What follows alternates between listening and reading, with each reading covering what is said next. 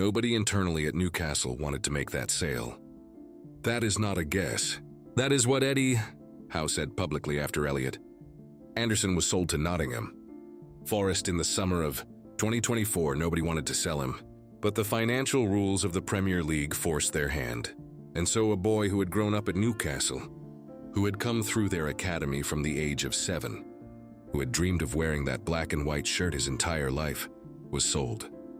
Not because he was not good enough, not because anyone wanted him gone, because the finances demanded it. And what happened next is one of the most psychologically instructive stories in modern English football. What is going on, everyone? Welcome back to PsyWealth Richie. Today, we are covering someone whose story I think contains one of the most practically useful psychology lessons we have ever featured on this channel. Because Elliot Anderson's journey from unwanted sale to England's most important midfielder is not just a football story. It is a story about what becomes possible when the thing you did not choose turns out to be exactly what you needed. If you are new here, subscribe. Now let's get into it. Elliot Jr. Anderson was born on 6th of November 2002 in Whitley Bay, England. He grew up in the northeast of England. He joined Walsall Boys Club at 5 years old, the same club that produced Alan Shearer and Michael Carrick, and then joined Newcastle United's academy in 2010 at age 7.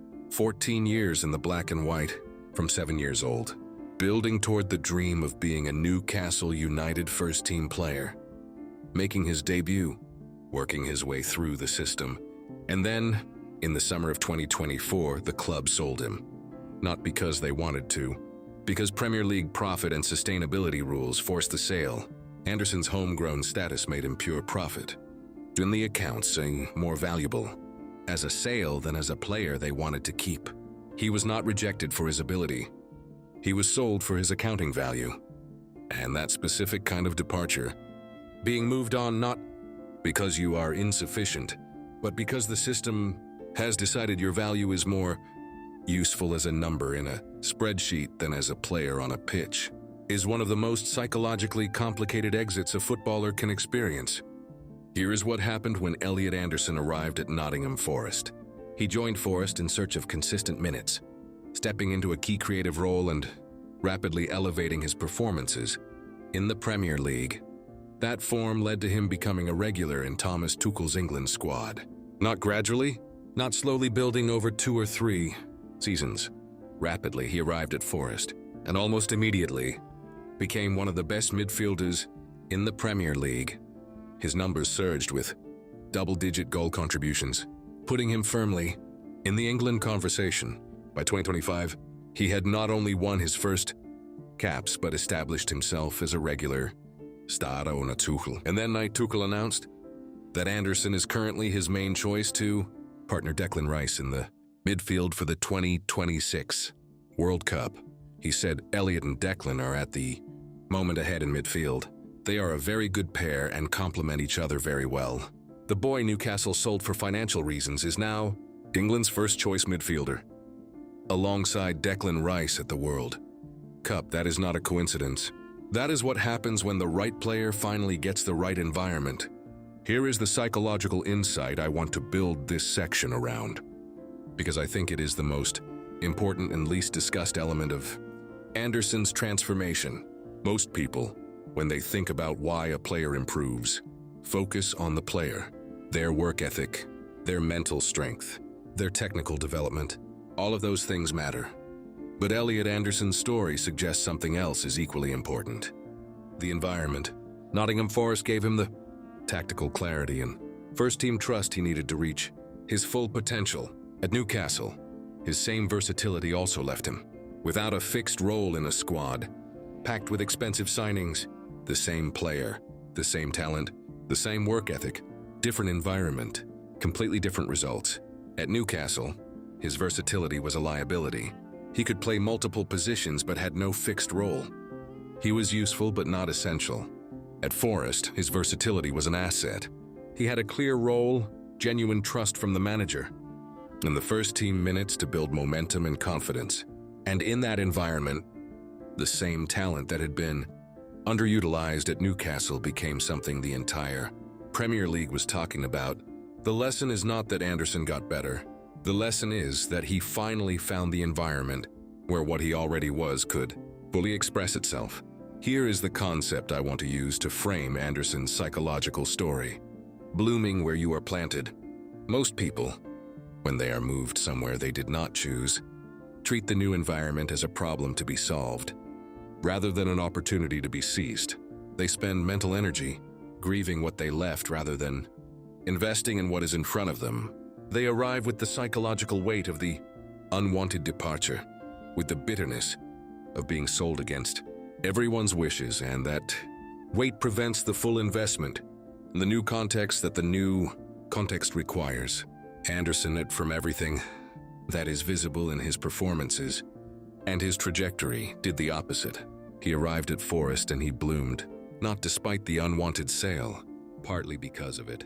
Because the Forest environment, the tactical clarity, the trust, the defined role, the consistent minutes, was exactly what his development required, and he embraced it completely, without the distraction of grieving what he left. Without the bitterness of being sold against everyone's wishes. He planted himself in the new soil, and he grew. Here is something about Elliot Anderson's psychological profile that I think reveals his long-term potential most clearly. The general public seems to have realized that in Anderson, Forest, and the three Lions have a player who is not only willing to assume the responsibility of commanding a game, but also loves doing it. Loves doing it. Not tolerates it, not manages it, loves it. That specific quality, the genuine enjoyment of being the person others look to when the game needs someone to take it by the scruff of the neck, is one of the rarest and most valuable psychological traits in elite midfield play. Most players can perform when the game is flowing. Very few genuinely love the responsibility of the moments when it is not. When the team needs someone to step forward and impose themselves on a difficult match. Anderson loves those moments. He seeks them, and that specific orientation toward responsibility, rather than away from it, is what made Thomas Tuchel choose him over every other midfielder available to England. Because at the World Cup, the moments that matter most are always the difficult ones, and you want someone in the middle who loves those moments rather than endures them. Here is something that tells you everything about how significant Anderson's transformation has been in the eyes of people who understand English football most deeply. England legend Alan Shearer said he was delighted for Elliot Anderson after his rise to becoming a Three Lions regular since leaving Newcastle. Alan Shearer, the greatest Premier League goalscorer in history, a Newcastle legend. Delighted, not just impressed. Delighted. That word delighted suggests something personal in the response. The pride of someone who recognizes in Anderson's story the specific quality that the northeast of England has always produced in its footballers. The graft, the character, the ability to take an unwanted situation and convert it into something nobody predicted. Shearer was that kind of footballer, and he recognizes it in Anderson. And that recognition from the most credible possible source tells us something important about what Anderson's psychology actually is. Not just talent, character. The specific, unglamorous, northeastern English character that shows up when circumstances are difficult and performs anyway.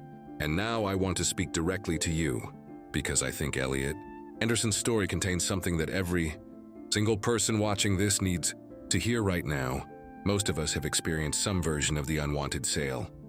The job we were let go from, not because we were insufficient, but because the budget demanded it. The relationship that ended not because we were not worth keeping, but because the circumstances made keeping us impossible.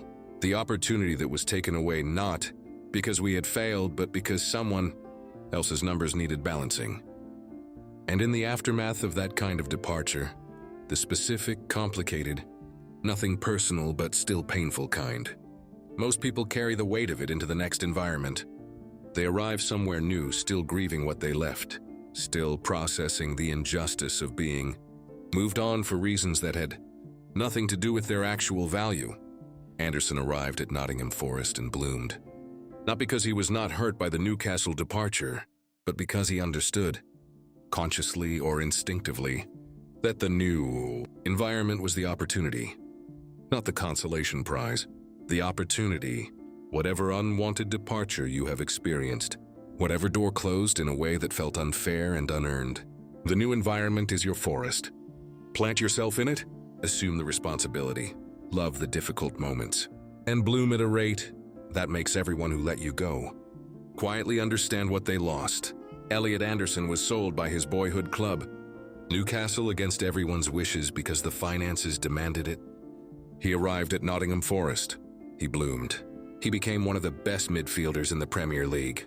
He became Thomas Tuchel's first choice for England alongside Declan Rice. And Alan Shearer said he was delighted. That is the bloom psychology. The specific, powerful, psychologically mature ability to plant yourself fully in the new soil, whatever that soil is, and however you arrived in it, and grow at a rate that makes the unwanted departure the best thing that ever happened to you. Subscribe to PsyWealth Richie. Share this with someone who was let go from somewhere they loved and needs to hear that the new soil might be exactly what they needed. We will see you in the next one.